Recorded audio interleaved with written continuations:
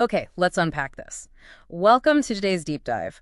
We are looking at a really fascinating personality analysis report today. And our mission is basically to figure out how combining ruthless analytical rigor with deep emotional empathy can completely redefine leadership. Yeah, and we are looking at Dr. Amol Mahulkar for this, right? He heads up intellectual property services at Airbus India. Right, Airbus.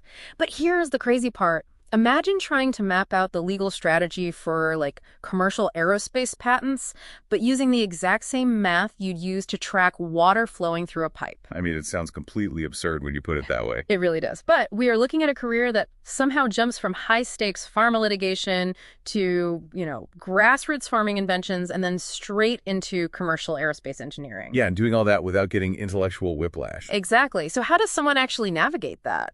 Well, the through line really only makes sense when you look at his academic roots, because he actually has a PhD in chemical engineering.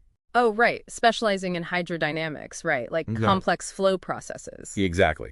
So he isn't actually shifting gears between pharma and aerospace. He is looking at the foundational principles of how things flow in literally any system. Wait, so modeling fluid dynamics to manage patents? I mean, that sounds like a massive leap. You are basically talking about treating human capital and legal constraints like a giant plumbing system. Yeah, kind of like, just mapping the pipes to find the leaks and blockages. What's fascinating here is the cognitive plasticity involved. Right, because in fluid dynamics, you calculate friction factors to see exactly where flow velocity drops. Exactly, and he does the exact same thing with the IP lifecycle.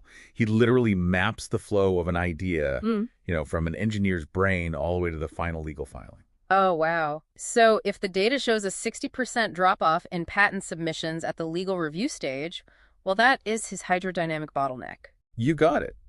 So whether he is protecting a single microscopic pharmaceutical molecule or, the systemic IP of an Airbus A350, he just uses the same predictive modeling to keep the system flowing. Okay, but hold on, because there is a twist. He publicly calls himself the empathetic analyst, and he applies Six Sigma methodologies to these IP departments, which is wild to me. It is, because Six Sigma is literally designed to eliminate variance and crush deviations. Right. But innovation is entirely about variance. You would think applying cold statistical math to early-stage engineering ideas would just crush creativity. Exactly, rather than enable it. So instead of the IT department being the innovation police, he is turning them into an enabler. How does that actually work in practice? Well, it would crush creativity if he were applying the math to the ideas themselves. But he doesn't.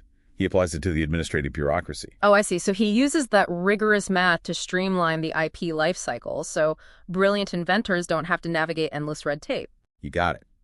He realizes that a flawed corporate process isn't just financially inefficient.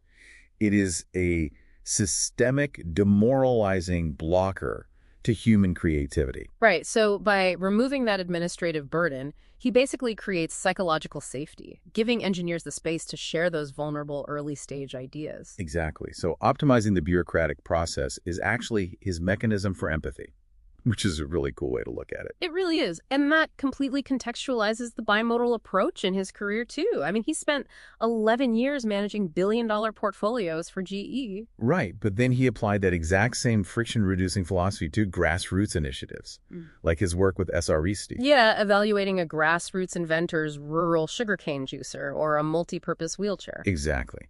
Because his entire philosophy is about removing friction from human creativity, he doesn't limit his systemic thinking to corporate walls. Right. He values an idea based on immediate human impact. He champions what he calls a trust ecosystem. Yeah, with a very specific mantra. Right. Replacing I with we transforms illness into wellness. Wow.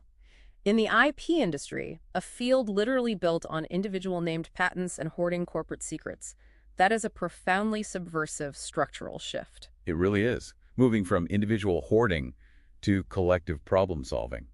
And if we connect this to the bigger picture, you see why true leadership isn't confined to a single industry. Right, because that subversive shift from I to we is highly scalable. Exactly. It's the reason why, despite holding a super demanding aerospace executive role, he co-led a G20 and B20 task force, drafting a white paper on cancer detection and cure techniques. Wait, applying an aerospace IP framework to global oncology policy. Yeah, it's wild. It proves that bridging the gap between cold, hard data and vulnerable human trust isn't just a corporate buzzword.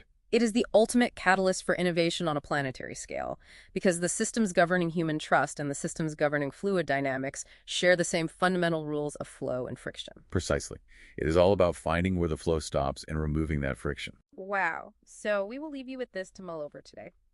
If you treated the daily flow of ideas in your own life or workplace like a hydrodynamic plumbing system, where are the emotional blockages slowing down your personal innovation?